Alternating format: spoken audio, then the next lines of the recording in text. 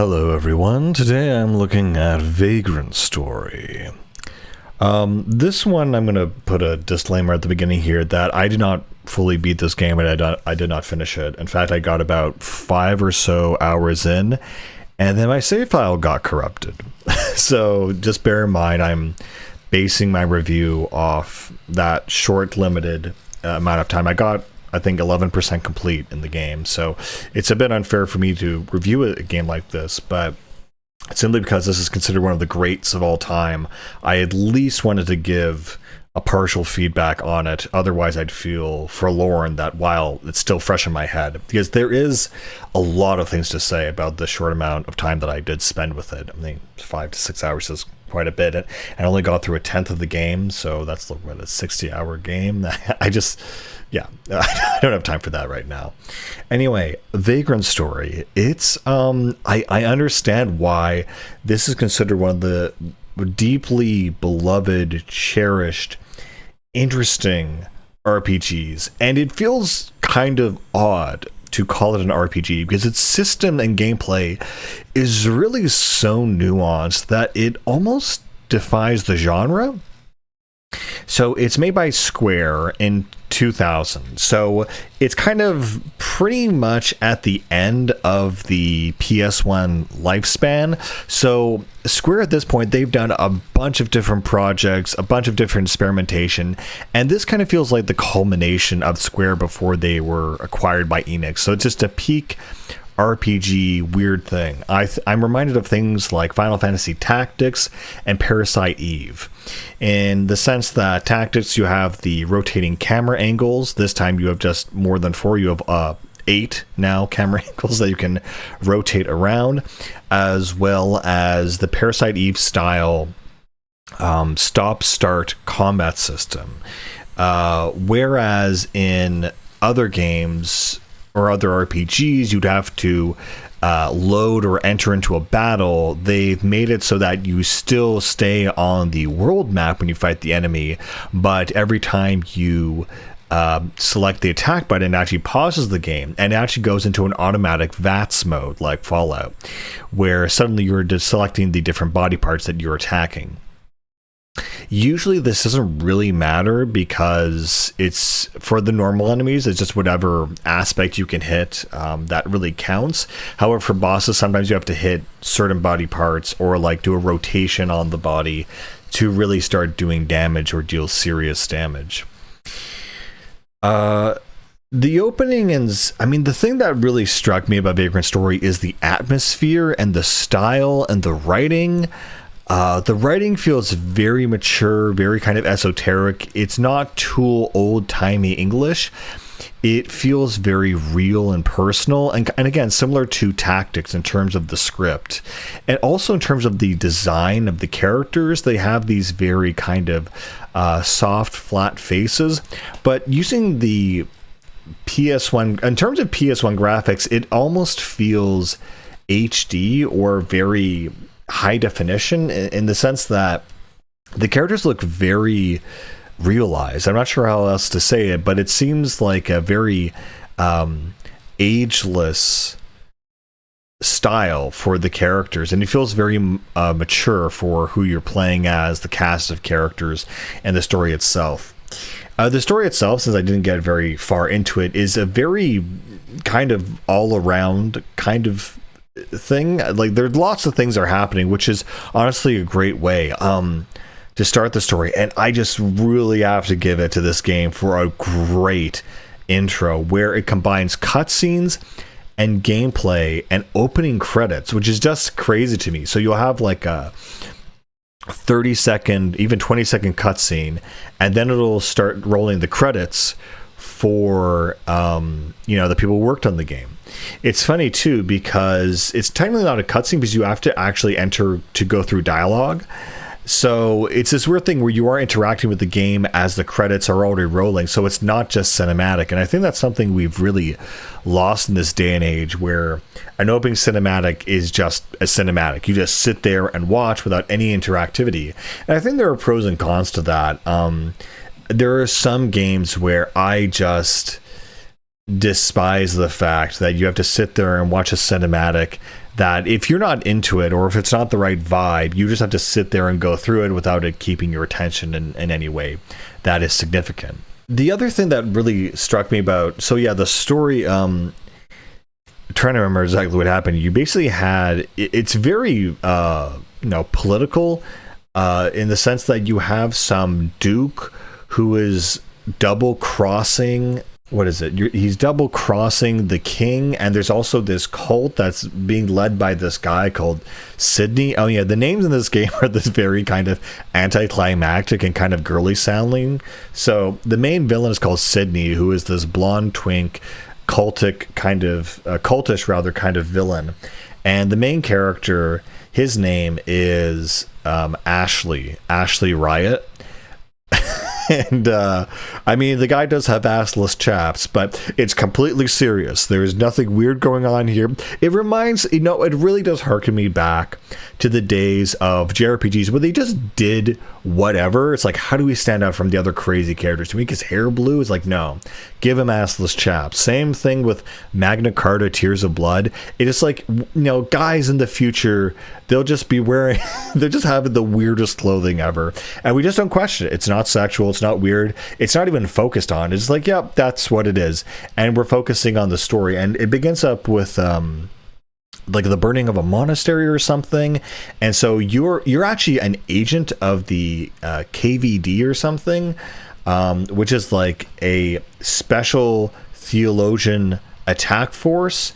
And you're trying to like uncover a conspiracy that the church is being framed for by the Duke.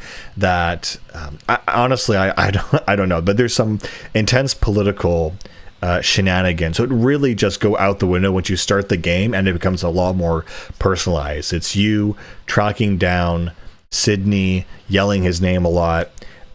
Your partner in crime, Melrose, is taken captive, and she becomes kind of the damsel kind of motivation.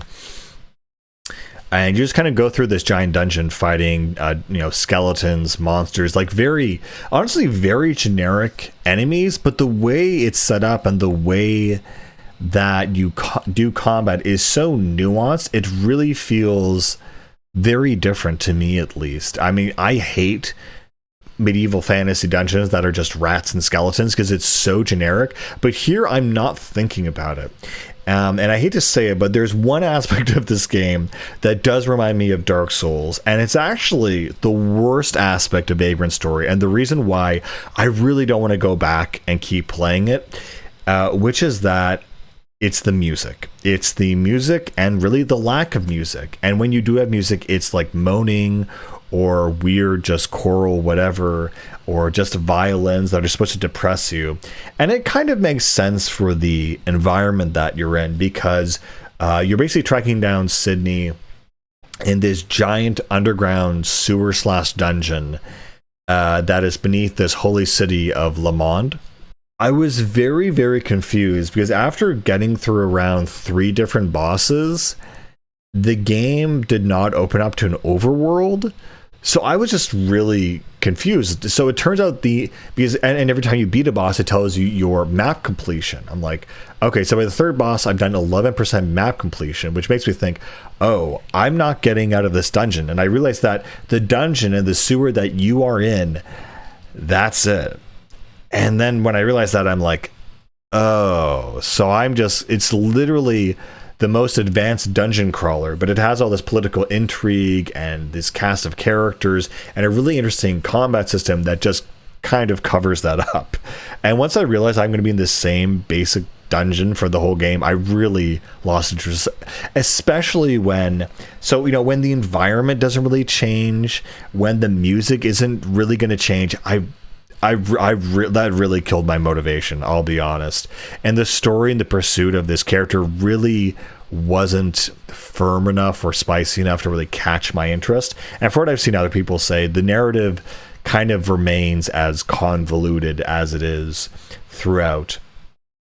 As to why it's called Vagrant Story, Maybe I honestly think this is one of the cases of the Japanese just choosing a cool sounding English word. I mean, vagrant is a great word.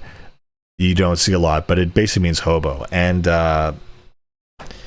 yeah, I mean, I really don't know what else to say on that part. Like, they just called it that, and the story is what it is. It does have this cool flashback sequence, though, about Ashley's family, where his wife and his kid were killed. Very 90s, very classically anime tragedy trope kind of character.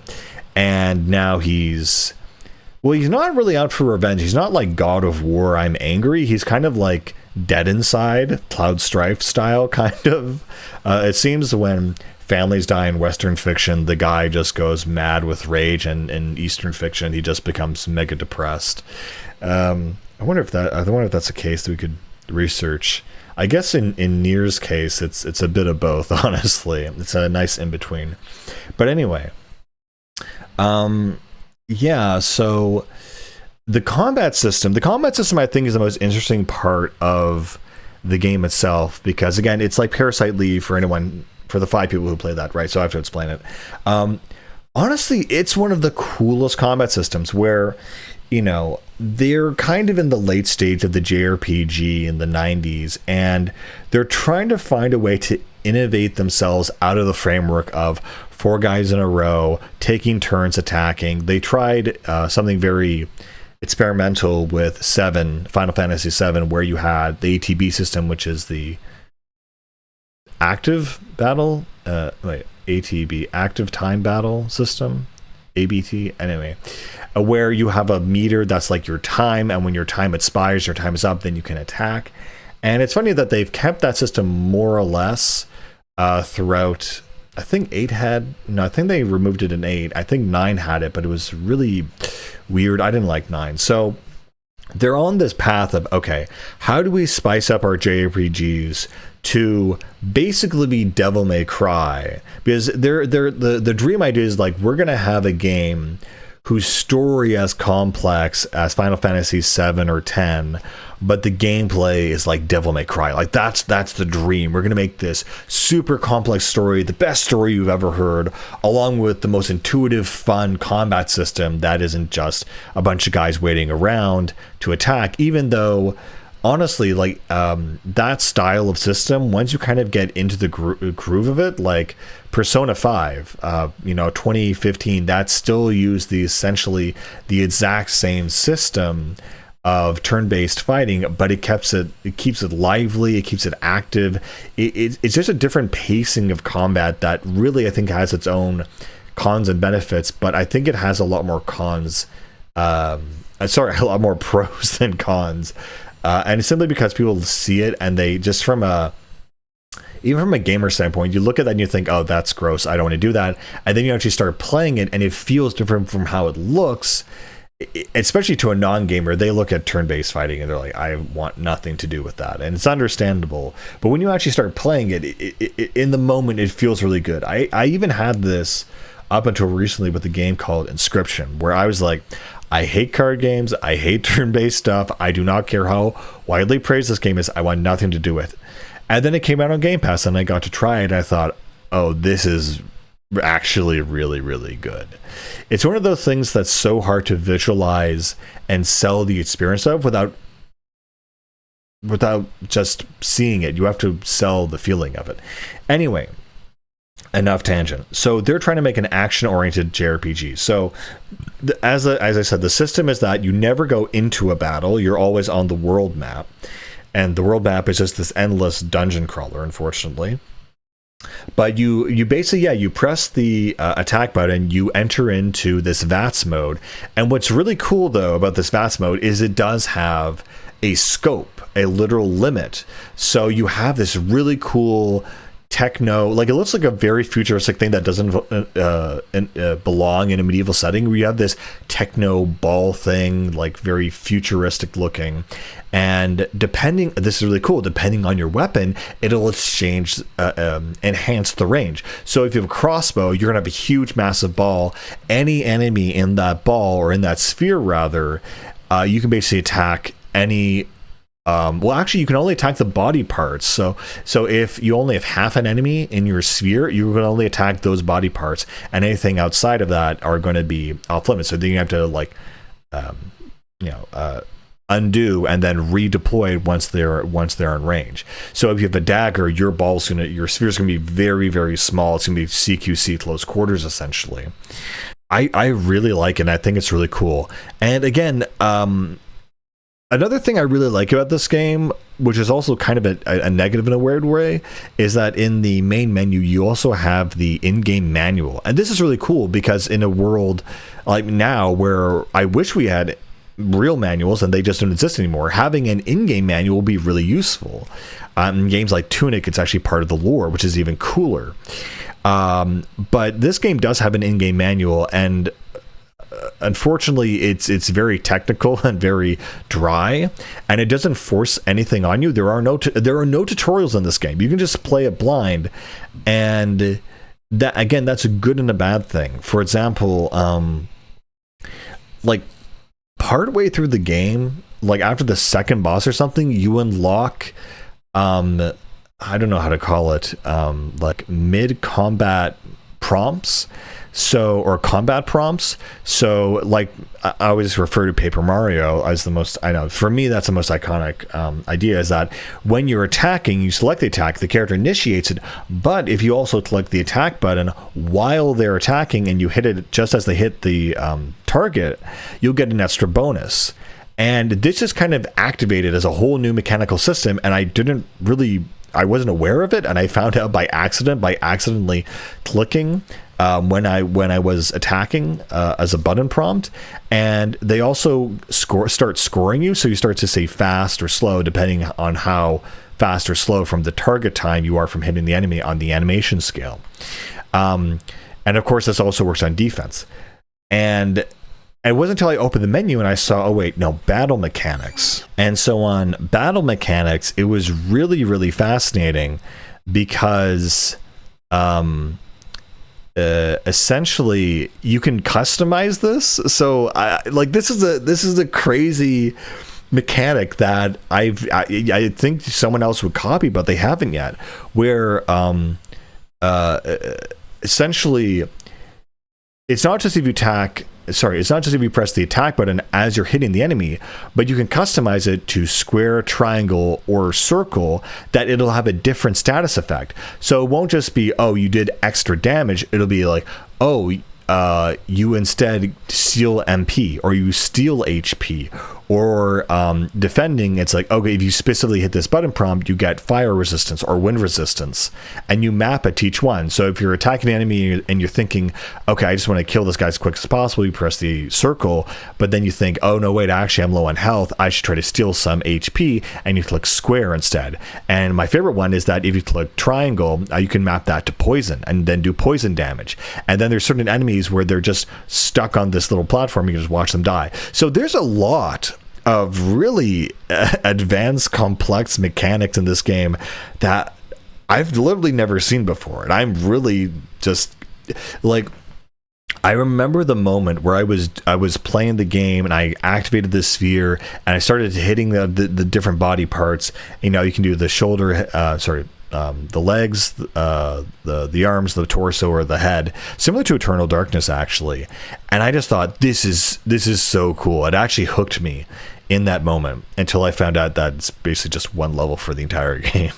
Unfortunately, like, you're just in a sewer for the whole game. I'm sure there's some variation later on, but that's pretty much how it was promised for at least 3 of the first bosses, that nothing changes.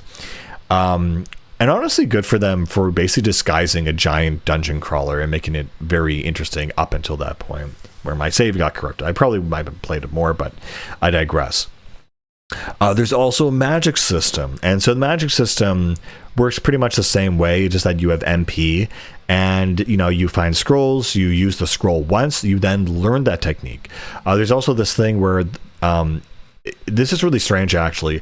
The more you fight, you unlock certain techniques and stuff like that, but from what I saw, there's no EXP in this game. That is a massive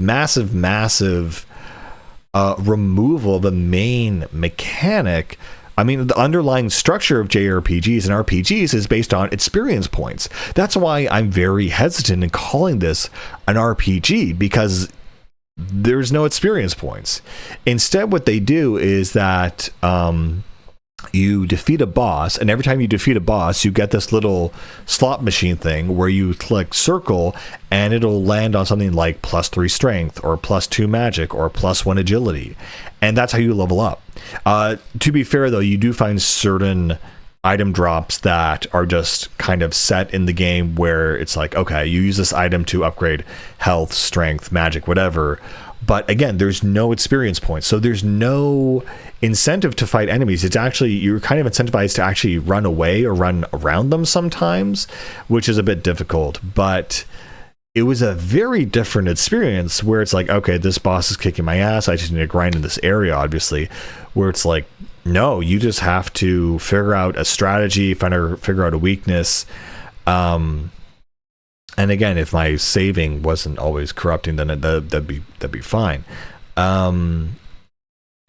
Yeah, no, it was just a very, like, the most different JRPG I've ever played. And while I think there's a lot of very interesting things going on about it, I just don't feel motivated enough to really carry on and really move forward and recapture all my lost progress and to keep playing it, because I think I got the main gist of the mechanics of the game. There's also this whole other thing where you can build weapons. The opening cutscene, the opening CG cutscene for this game is also, it's visually impressive, but to me, artistically, thematically, like, completely dead. Like, if you saw this intro to any other to Vagrant Story, you would think, so which game is this for again? It could literally be almost any other game with a medieval setting, where you basically just have a belly dancer for some reason, and a bunch of swords and arrows and crossbows and a dragon. Like, it's the most generic stuff you've ever seen. It's really funny. I feel like half of this game is those generic, banal, boring mechanics ever, where you have like not rats, but you have like skeleton guys in a sewer and you're fighting them, and you have a dragon boss. And the other aspect of it is this really cool combat system. It's like, it kind of feels like this was trying to be their Skyrim. We're going to take the classical fantasy medieval JRPG and just redo the mechanics, just redo the whole thing, and you're having this similar kind of experience but in a completely new way. And so I really appreciate that drive and that vision, where it's not like this is a very distinct kind of game. No, this is an innovation on the most basic setting, while also having a bunch of political intrigue, which I think is really, really cool and adds to the experience.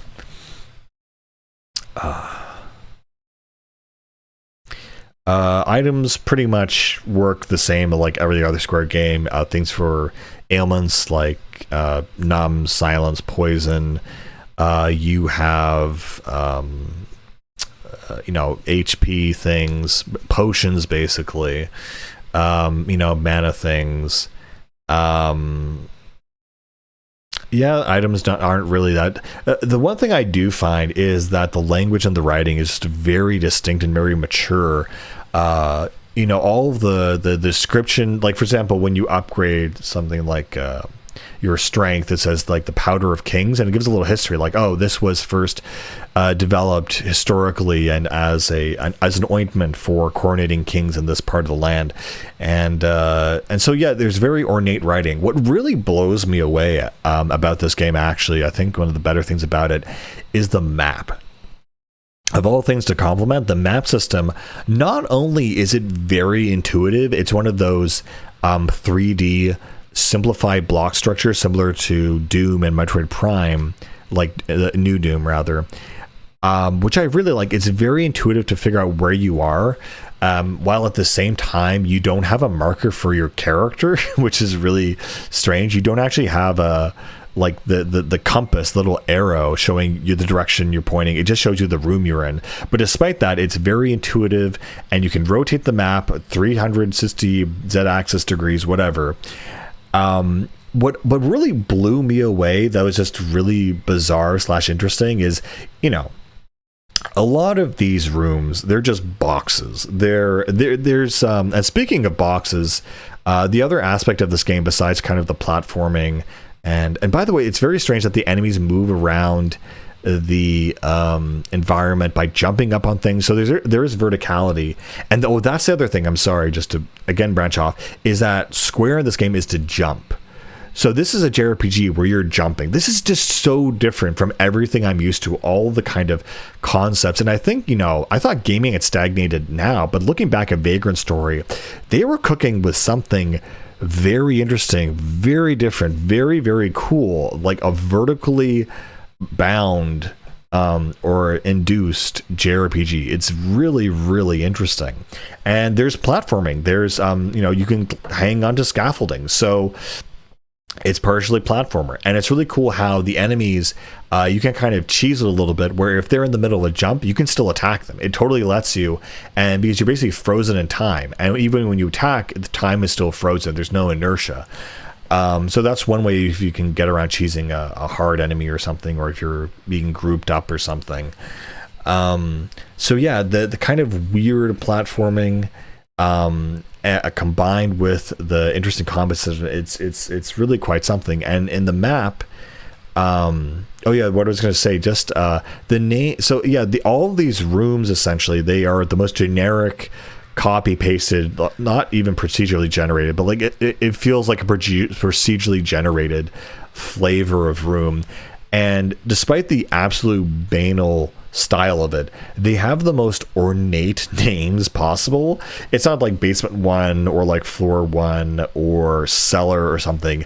It's like the cellar of spoiled wine, or that, chamber of sins, and it's literally like 2 blocks, or like hollowed alcove, and it's literally this one little block structure before the boss. It's the most extra ornate prose for the most boring, like tasteless, bland level design I've ever seen, and I found it really funny, honestly. Like, there's this one place where it just says "woe to sinners." It doesn't even say, like, it's not even a place. It's just oh woe to sinners, and it's a hallway. It's like, okay, I guess this is where the woe to sinners happened. I guess. Did I miss something? No, it's just a place. There's not even a chest. So in the overworld, that's the other thing. You do have chests where you can go, like, very rarely you can go off the beaten path, and it's one room, and you defeat a few enemies and open a chest and get some special weapon, which is usually better. There's the other main thing is that through the platforming, there are a bunch of puzzles with crates. So you're kind of lifting crates, putting crates down, and to get enough height to jump to the next thing, you have pushable crates, you have pick-upable crates, you have stone crates or blocks that you can only push, and they have gravity and stuff like that. And so those are kind of just added little extra things to move around. Basically a bunch of Zelda puzzles, honestly. Well, actually, no, not even that, because it's the same kind of puzzle. In fact, it reminded me more of the game Catherine than it did Zelda, where you're just pushing boxes into stuff. Yeah, and there's a bunch of very advanced mechanics. And what I was talking about, the opening intro, so it showed like blades and stuff being forged and assembled by the hilt, and that is a mechanic in the game. So you do have this thing where you have very, very in-depth, I would say overly in-depth customization system where, for one thing, you can combine weapons together to forge new possible weapons, kind of similar to Persona, and you can see, okay, if I fuse this together, I get this. But in the experience that I had, it very rarely made something much better, and usually it would just make the same weapon but with less stats. And if it didn't give you something new, it just gave you like +1 attack, so it wasn't a huge benefit. I'm sure there's some super guidebook way that'll tell you all the insanely good combinations, but yeah, that got old kind of fast. The other thing too about it is there's also assembling weapons, where you can get parts of weapons, deassemble weapons. You can name your weapons, obviously. You can set gemstones into weapons, similar like Final Fantasy, but it'll actually give you some kind of like a more of a stat bonus, not like a magic thing. And yeah, there's the workshop where this all happens. And it's funny that you don't even go to a workbench. It just activates a certain menu item, similar to when you save. It doesn't say you can save. You just, oh, right, go to the menu, intuitively know that now you're able and activated and able to start customizing weapons and combining them and adding stuff to them. And again, like, I did a lot of work, and like I spent like half an hour doing all the customizations possible, and I only got a weapon that was marginally barely better. So I mean, that was my experience there. In terms of the enemy variety, it's pretty decent. You know, you have basically these leapers from Resident Evil, these lizard men who fight. You have skeleton guys. You've got bats. Bats are it was really weird. You have bats and wolves as the main enemies in the beginning area, and wolves will do like 5 damage, but bats will do like 10 to 15 damage, which is just okay. Whatever. Again, just stylistically, when you're in combat, the whole sphere attack bats thing, it's just really cool, and it's something that you just don't get tired of seeing. It feels really nifty. But it also feels, I wouldn't say half baked, but I think the issue is it's a great system, but the level just really isn't built for it, or at least the same level just as a dungeon crawler. I mean, honestly, you're taking a game where if you remove that combat system and it was just normal, like a one button attack, it would be such a boring ass game. And again, there's a lot of intuitive things, like intuitive battles. There's also ghosts where you have to figure out, okay, they spawn in and you have an opportunity to attack them if you have a long range weapon, and if you don't, then they attack, and then if you try to attack them after their attack, they just disappear. So there's a lot of trial and error in this game. Again, there's no proper save system, or rather, I mean, there is, but you know, if you die, you just have to load the last save, etc. Again, like I love the combat system. I can forgive the level design. Honestly, it's not that bad as long as you just keep moving forward.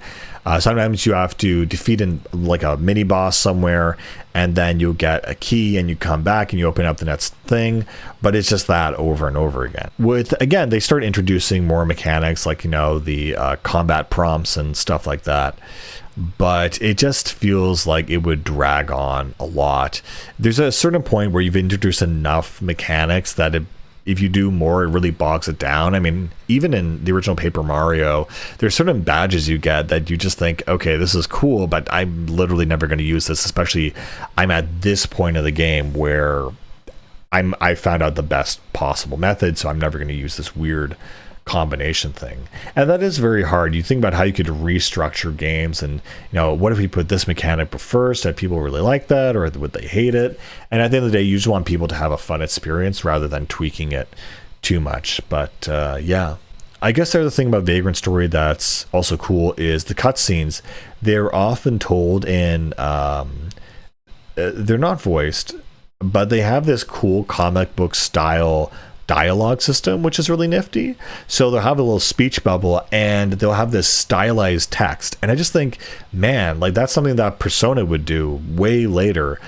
People are so used to normal text, and while the game doesn't look like a comic book, the text definitely makes it feel like that. Even though the whole tone of the game does not feel like a comic book at all. It feels like a very serious fantasy RPG, whatever. Yeah, there's a lot of good and a lot of bad, I guess. There's more good than bad here. Honestly, the only real bad thing is that it's just very repetitive, and it's very brutal. If you die, you have to go back to your last save. But yeah, for, you know, all the opening of dungeons and mini bosses and you know, pushing blocks, I would think this would be more like Zelda, but it really is its own thing. It reminds me almost more of Persona than it does Zelda. But at the same point, there's still no experience points, which is just such a core aspect of the JRPG experience. Anyway, yeah, weird names, a weird combat system. The thing I did wanted to say, though, that when I started this review is that despite this being kind of a forgotten weird gem and not really a game I'd fully recommend, the thing that really struck me is that what really makes this game stand out is the combat system and how cool it is. And since Vagrant Story is really being remembered for its mechanics rather than its story or atmosphere or its music, and its atmosphere is there, but music isn't, literally, I'm starting to see other developers and indie devs, the people who make the Valhalla Cyberpunk Bartender Action, are making a very cool sequel, which is nothing like that game at all. And I realized, oh, it has this weird sphere thing where it's like a pseudo art JRPG. And I realized, oh, that's based off Parasite Eve and also Vagrant Story. And I just realized, oh, that looks really cool. And so I'm just super happy that, if people saying, oh, remember Vagrant Story, well, they're never talking really about the story of Vagrant Story or anything else, but the main mechanic is so cool, but it's not being forgotten. It's being revitalized through, I think it was called like 99 Parabellum Blood Angel or whatever it's called. But now that I've played this game and I remember that trailer, that is exactly the mechanic they're bringing in. And it's such a smart thing to do, because that mechanic stylistically totally vibes better with a cyberpunk futuristic aesthetic way more than a medieval fantasy one. And on top of that, it's just such a simple yet safe mechanic to implement as a way for, especially for new players, to get people into a RPG experience where you can basically safely attack and defend and do all these really cool things. And it's really weird to me that no one picked up this mechanic or this style of mechanic way later. Maybe Square had a copyright over it, like how Nintendo has a copyright over the sanity meter because of Eternal Darkness. But in any case, I just think it's super, super cool. It's being brought back because it is really fun. And yeah, I guess other people just didn't pick up on it. Like, I think about JRPGs from 2000 to 2010, and they pretty much all just used Final Fantasy VII or normal turn-based combat. So I don't know. It's a weird thing that people didn't pick up on this. Maybe it was too hard to implement. I don't know, but I think it's a really, really cool system. Yeah, there's not much more I want to say about Vagrant Story. Its systems and menus are not too overwhelming. If there's any more complexity, I think it might be, but I think it just hits that nice sweet spot of, hey, here's a bunch of mechanics that aren't very useful and don't really work. And like, oh, cool, we can combine weapons. That doesn't, maybe, who knows, maybe by endgame it becomes very useful. But yeah, I just can't stand going through the same amount of dungeons or even the same game where it's just no music and the same kind of vibe or whatever, or lack thereof. So Vagrant Story, I see why it's so beloved. I see why it's such a cherished game. Mechanically and stylistically, it's very, very distinct, and it feels like it was on this evolutionary path. Maybe there's a group of developers who ended up being fired or leaving when they merged with Enix, that it was going in a certain direction for JRPGs that just never flourished. Who knows if we got a sequel or a spiritual successor to this game, how that would have changed the landscape of the 2000s up until now. Idea of the JRPG. I really do think if this game got a sequel or more reception or more people played it, I think it really would innovate and set a new standard for how JRPGs function, which is this weird active combat system that doesn't require you to go into these mini battles. Even up to games like Okami still had this idea that you have to load into a battle to fight, and that's like a fully action Zelda style game. Anyway, that's pretty much it. It's a very cool gem, but ultimately, yeah, it's not something I'd really recommend. You don't have to play it. It's interesting, it's compelling, but I didn't fall in love with it, and that's why I'm kind of comfortable saying, yeah, I'm pretty much through with it at this point. So it's dropped, it's not completed. Anyway, that's pretty much all I had to say, and yeah, that's it. Catch you later, guys.